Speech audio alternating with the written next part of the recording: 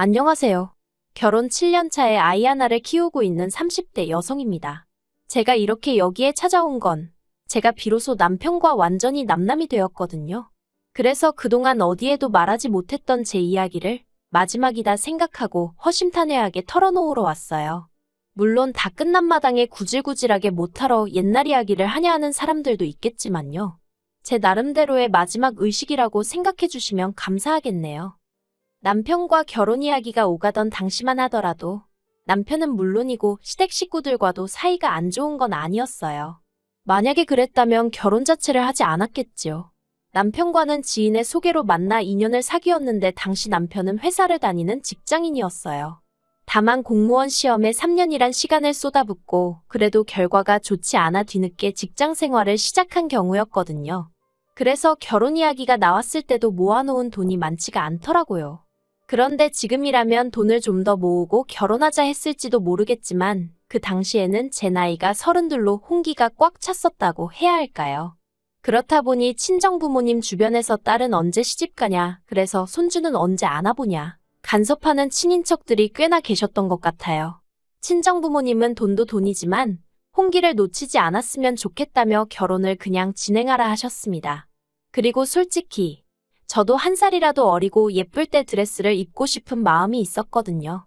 그래서 남편이 모은 돈이 2,500밖에 없었지만 결혼을 진행하게 되었어요. 저는 당시 4천 정도 모아둔 돈이 있었네요. 그런데 시댁에 인사를 드리러 간 날, 시댁에서는 당신들 노후 준비는 되어 있는 상황이었지만 결혼하는 자식한테 목돈을 해주기는 어렵다고 하셨습니다. 실제로 남편보다 3살 많은 신우도 시집갈 때 거의 아무것도 받지 않고 갔다면서요.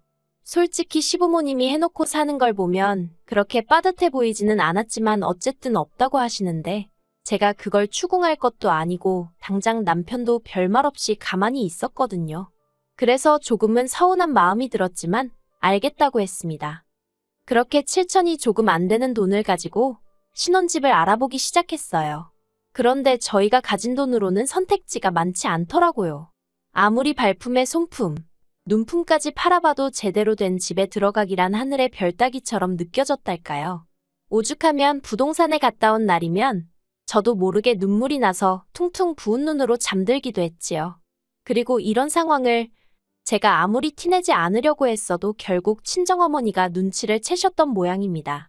하루는 저를 불러 마음 같아선 다른 부모들 마냥 목돈을 척척 내주고 싶은데 그렇게 해주질 못해 미안하다 하시대요. 그러면서 사정상 준다고는 못하지만 필요하면 엄마가 빌려줄 수는 있다며 이자는 안 줘도 된다고 멋쩍게 웃으셨지요. 솔직히 당시 남편이나 저나 200에서 250 언저리로 벌던 상황에 이자라도 아낄 수 있는 게 어딘가 싶대요. 그래서 염치불구하고 친정부모님한테 손을 벌렸습니다. 8천 빌렸어요. 그리고 이후로 있는 돈 싹싹 긁어서 서울 외곽에 지어진 지 거진 30년 가까이 되었던 아파트 하나를 샀습니다. 그리고 이걸로 시부모님하고 결혼 초부터 갈등을 빚게 되었어요. 결혼하고 나서야 알게 된 게 시부모님이 아예 돈이 없으신 게 아니었습니다. 신우가 빈손으로 시집을 갔다는 것도 거짓말이었어요. 돈을 안 해주면 저희가 결국에 시댁에 들어와서 살 줄 아셨답니다. 제가 평소에 멋도 안 부리고 수수하게 다녀서인지 친정에도 돈이 없을 거라고 당신들끼리 마음대로 생각하고서는 한마디로 돈도 없으면서 지들이 뭔 수로 버티겠냐, 들어와서 살 거다 그렇게 생각하셨던 모양이에요. 그런데 제가 보란듯이 친정에서 돈을 빌려다 집을 사버렸으니 게다가 제가 아파트를 제 명의로 했거든요. 남편도 그때는 양심은 있었는지 공동명의의 기억자도 안 꺼냈어요. 그런데 이제 흠잡을게 마땅치 않으셨는지 그 사실을 아시고는 굉장히 언짢아 하시더라고요. 저더러 너는 뭐하나 집안어른들하고 상의하는 법이 없다면서 그렇게 전부 다 네 멋대로 하고 살 거면 결혼은 왜 했냐, 혼자 살지. 정말이지 별소리를 다 하셨어요. 그리고 그런 구박은 애를 낳은 이후로도 한동안 계속되었습니다. 하지만 그런 말도 안 되는 억지와 오해들도 다 참았습니다. 언젠가는 알아주시고 인정해 주시겠지 하는 마음으로요. 그런데 그런 시간은 끝끝내 찾아오지 못할 거예요. 왜냐하면 작년 초에 어머님이 치매 판정을 받으셨거든요. 사실 언젠가부터 어머님은 갑자기 당신이 지금 어디 있는지를 모르겠다며 전화를 해오시기도 했고 걸핏하면 핸드폰을 잃어버리셨어요. 심지어 언젠가는 가족끼리 외식차 방문한 식당에서 느닷없이 잠에 드시기도 하셨지요. 그런데 이럴 때마다 온 가족이 어머님이 피곤하신 거다. 이게 다 며느리인 제가 제대로 못 챙겨서 그렇다는 식으로 얘기했을 뿐 누구 하나 심각하게 생각하는 사람이 없었습니다. 저 혼자만 설마 하면서도 괜히 말을 꺼냈다 다들 어떻게 생각할지 몰라서 생각만 하고 말았던 것 같아요. 그러다 결국 건강검진차 들렸던 병원에서 치매가 의심된다며 큰 병원에 가서 검사를 받아보길 권유받았고 그렇게 현실을 마주하게 된 거지요. 그리고 결과를 받아들고 얼마 지나지 않아 어머님의 증상은 급속도로 악화되기 시작했어요. 갑자기 울거나 웃으시는 등의 감정 표현도 격해지셨고 그러다 지난 6월 어머님이 아버님을 후라이팬으로 때리셨는데 아버님이 어머님한테 그때 처음 맞아보셨대요. 여담이지만 젊었을 적에 아버님이 어머님을 어지간히 힘들게 하셨다더니 그때 맺힌 게 나온 거 아닌가 싶어요. 아무튼 그러면 아버님도 어머님이 어쨌든 환자니까 그냥 넘어가 주셨으면 좋았을 텐데 그 와중에 어머님을 같이 때리셨나 봐요. 그나마 그 현장을 타이밍 좋게 신호가 봐가지고 그래도 어쨌든 집안이 시끄러웠습니다. 정말이지 그때를 생각하면 지금도 아찔하네요. 그리고 보다 못한 제가 남편한테 조심스레 요양원 이야기를 꺼냈습니다. 그런데 남편은 아주 난색을 표하면서 일단 자기 누나랑 얘기해보겠다고 하더라고요. 그런데 얼마 후 신우가 연락을 해와서는 저더러 시댁 근처로 이사를 하라더군요. 아버님 혼자서 어머님을 어떻게 돌보냐면서 자식들이 옆에서 들여다봐야 하지 않겠냐고요. 저도 물론 아버님이 힘드실 건 잘 알고 있었습니다. 평생을 대접받고만 사시던 분이 갑자기 아이가 되어버린 어머님을 돌보며 살려니 여러 가지로 애로사항이 많으셨을 거예요. 하지만 저는 아이 때문에라도 친정의 도움이 필요했는데 시댁 근처로 이사를 했다간 친정하고 거리가 1시간 넘게 멀어져 버리니 그럴 수가 없었지요. 그리고 전업인 신우와 달리 저는 맞벌이를 하고 있었기 때문에 시간적 여유가 없었어요. 제가 회사를 관둬도 될 만큼 남편이 월급을 많이 받는 것도 아니었고요. 그래서 결국 합의한 게 저더러 주말마다 아이를 친정에 맡기고 시댁에 내려오랍니다. 와서 아버님이 미처 하지 못하시는 집안일들을 해드리라나요. 솔직히 이미 평일 내내 일과 육아로 지치는 생활이었는데 주말까지 반납하고 일하라고 하니 세상 천지 어느 며느리, 아니 자식이라도 좋을 리가 없었지요. 그래도 어쩌겠나 싶대요. 막말로 어머님이 무슨 죄가 있어 치매를 앓게 되신 것도 아니고 그래서 그래, 할 수 있는 만큼은 해드리자 생각하고 알겠다 했습니다. 그런데 말이 좋아 주말이지. 아버님이 저더러 금요일 저녁에 내려와서 월요일 새벽녘에나 올라가라 하시더군요. 뿐만 아니라 남편은 이 일 저 일을 핑계로 빠지는 일이 잦았지만 어찌된 일인지 저는 그럴 수가 없었어요. 그랬다간 아버님으로부터 불호령이 떨어질게 불보듯 뻔했으니까요. 그래서 결국 전 주말마다 내려가 어머님이 엉망으로 만들어 놓으신 집 치우고 빨래하고 반찬하고 솔직히 할 일이 얼마나 많던지 야근을 하더라도 사무실에서 일을 하는 게 그리울 정도였어요. 게다가 신우 말로는 평일 내내 매일같이 자기가 시댁을 들여다본다는데 도대체 뭘 하는 건지 제가 해놓은 반찬 말고 다른 반찬은 눈을 씻고 찾아봐도 보이지 않았고 평일 중에는 빨래 한 번을 돌리지 않는 건지 주말마다 산더미 같은 빨래가 저를 기다리고 있었습니다. 어머님이 실수를 많이 하시게 되면서 빨래가 어마어마하게 쏟아져 나왔거든요. 그리고 그렇게 석 달쯤 생활을 하다 보니까 당장 내 자식이 가고 싶어하는 그 동물원 한 번을 못 데려가면서 이렇게 시댁에서 종노릇이나 하고 있는 게 맞나? 그런 생각이 들대요. 하지만 그럴 때마다 적어도 남편이 표현은 안 해도 속으로 고마워하고는 있겠지. 누가 됐건 간에 내 공로를 언젠가 알아는 주겠지. 그런 막연한 믿음이 있었답니다. 그래서 참고 또 참았달까요? 그러다 얼마 후 저는 생각지도 못한 임신 소식을 확인하게 되었습니다. 계획에 있던 임신은 아니었지만 너무 감격스러웠어요. 항상 아들 하나 딸 하나 있으면 좋겠다 생각했기에 당시에는 아들인지 딸인지도 몰랐는데도 벌써부터 기쁘더라고요. 친정부모님의 도움을 좀 더 오래 받게 되면서 죄송한 마음이 컸지만 친정부모님은 그런 건 신경 쓰지 말라며 축하해 주셨습니다. 첫째 때는 사는 게 빠듯해서 산후조리원 구경도 못했는데 이번에는 그러지 말라면서 친정부모님이 따로 500만 원도 챙겨주셨지요. 그런데 시댁의 반응은 냉담했습니다. 제가 임신 소식을 알리며 더 이상 주말마다 시댁에 내려갈 수 없다고 말하자 신우가 처음 했던 말이 저더러 왜 그렇게 사람이 경솔하냐대요.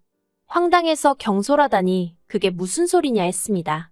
그러니까 신우가 정말 나을 거냐면서 자기가 수술비는 대줄 테니 이번에는 포기하라는 사람으로서는 감히 입에 담을 수도 없는 말을 꺼냈어요. 미안하지만 자기한테는 자기 어머니가 더 소중하다면서 저한테도 있는 사람부터 챙기는 게 맞지 않냐며 생각을 잘 좀 해보라고요. 제가 말도 안 되는 소리라고 나을 거라 했습니다. 그랬더니 아버님은 한다는 말씀이 그래 나으려면 나아라. 그런데 애 낳는 거랑 시댁에 내려오는 거랑 무슨 상관이냐입니다. 제가 체력적으로 힘들어서 안 된다고 했더니 그러면 회사를 관두고 아예 시댁에 내려와서 지내면 되겠다나요. 한참을 듣고 있다가 어이가 없어서 두 분 다 진심이시냐 했습니다. 그리고는 남편더러 무슨 말이라도 좀 해봐 그랬어요. 그런데 남편이 입을 꾹 다물고 아무 말도 안 하고 있더라고요. 결국 이도저도 해결이 안 나고 그렇게 저랑 남편이 집으로 돌아왔습니다. 남편더러 왜 가만히 있었냐고 따졌어요. 그리고 그렇게 어머님 상태가 걱정되면 당신이 내려가서 아버님이랑 같이 지내라 했지요. 그랬더니 기껏 한다는 소리가 어머님도 여자니까 같은 여자가 편하지 않겠냐는 거예요. 자기 이름도 잊어버리시고 막말로 똥오줌도 못 가리시는 양반한테 그런 게 중요했을까요? 도무지 말이 통하는 것 같지 않아서 남편더러 난 이제 두 손 두 발 다 들었다고 알아서 하라 했네요. 그러자 남편은 무슨 딱따구리도 아니고 계속해서 같은 말을 반복했어요. 기왕 시작한 거 조금만 더 해주면 안 되냐고요. 그러더니 급기야 한다는 말이 저더러 저러다 어머님 돌아가시면 후회 안 할 자신 있냐대요. 어이가 없어서 남편더러 당신은 자신 있냐고 물었습니다. 그랬더니 또 묵묵부답. 그런 의미 없는 말다툼을 몇 번이고 반복해야만 했어요. 그리고 스트레스 때문인지 결국 일주일 후에 저는 아이를 떠나보내야만 했습니다. 유산을 한 거지요. 수술을 마치고 병원에 누워있는데 하염없이 눈물만 흘렀어요. 그런데 그때 병실에 남편하고 신우가 들어오더니 그러면 언제부터 움직일 수 있는 거야? 이번 주말에는 움직여도 괜찮다지? 아버지가 걱정이 많으셨어. 그럽니다. 온몸에 소름이 쫙 끼치더라고요. 피는 못 속인다더니 이것들이 사람이 맞나 싶었지요. 저는 둘에게 나가달라고 내 평생 시댁에 가는 일은 없을 거다 했습니다. 주변에 사람들이 있어서인지 둘 다 얼굴만 울그락불그락거릴 뿐 뭐라 말은 더 안 하대요. 그리고 퇴원 후 저는 친정으로 향했습니다. 그때부턴 친정아버지와 함께 움직였어요. 부동산에 집도 내놓고 가정가구도 하나씩 정리했습니다. 제 짐도 전부 다 친정으로 옮기기 시작했고요. 참고로 유산을 확인한 날 이혼하는 쪽으로 마음이 완전히 돌아섰거든요. 유산의 원인이 시댁 식구들 그리고 특히나 남편이라는 건 너무나 확실했기에 그러면 제가 죽으면 죽었지 제 자식 죽인 사람하고 살부대끼면서는 살 수가 없었으니까요. 남편이 자꾸 제 연락을 피해서 남편 회사에 등기로 이혼 서류를 보냈습니다. 그런데 남편이 다 찢어버렸다면서 100번 1000번을 보내보라고 자기가 도장 찍을 것 같냐면서 연락을 해왔어요. 그래서 제가 그러면 변호사 선임하겠다 했습니다. 그랬더니 진짜 그렇게까지 해야겠냐면서 자기더러 어쩌라는 거냐대요. 그러면 뭐 아픈 어머니를 버리기라도 하라는 거냐면서. 그래서 제가 남편더러 당신이 뭘 얼마나 했는데 어머님을 버리기식이나 하냐 했습니다. 그리고는 나는 당신한테 이제 기대하는 것도 바라는 것도 없으니 이혼 서류에 도장이나 찍어달라 했어요. 그리고 저는 아버님으로부터도 연락을 받게 되었습니다. 아버님은 아무리 세상이 달라졌어도 이혼하면 여자만 손해라면서 저더러 나갈 거면 제 몸뚱이만 나가라고 당신 핏줄은 두고 가라대요. 생전 손자한테 용돈 10,000원 쥐어줘 본 적 없으신 분이 그제서야 핏줄 어쩌고 하시니 웃겼어요. 그래서 알겠다 했습니다. 솔직히 아버님한테 제 아들을 맡길 생각은 추호도 없었는데 평소 아버님은 툭하면 말도 안 되는 걸로 으름장을 놓곤 하셨거든요. 그래서 저도 세게 한번 나가본 거지요. 그리고 아니나 다를까 제가 지금 아이를 시댁에 데려다 놓을 거냐 하니까 갑자기 당신이 키울 건 아니라면서 일단 기다려보라며 한 발 빼시더라고요. 그리고 그제서야 신우가 저더러 미안하다며 연락을 해왔습니다. 자기가 딸이니까 자기가 좀 더 들여다봤어야 하는데 자기 먹고 사는 게 빠듯해서 저한테 의지를 많이 했었다나요. 그러면서 어머님이 기억이 없으셔서 그렇지. 솔직히 이 상황을 아시면 얼마나 속상하시겠냐면서 저더러 다시 한번 생각해보랍니다. 그래서 그런 말 이제 와서 무슨 소용이냐고, 그래도 반성을 하시니 다행이라고. 어머님 살아계신 동안 이제라도 그동안 못한 딸 노릇 똑바로 하라 했어요. 그리고 저는 친구 소개로 이혼 전문 변호사를 소개받았습니다. 다행이라고 해야 할지.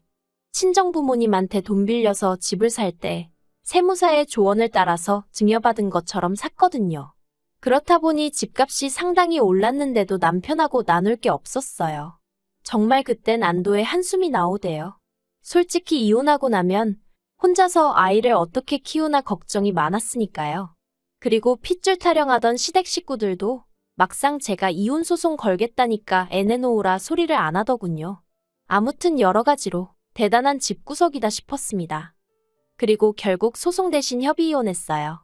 제 생각이지만 남편도 남편대로 변호사를 알아보고 다닌 모양인데 재수 없으면 저한테 위자료까지 줘야 될 판이었던 모양이에요.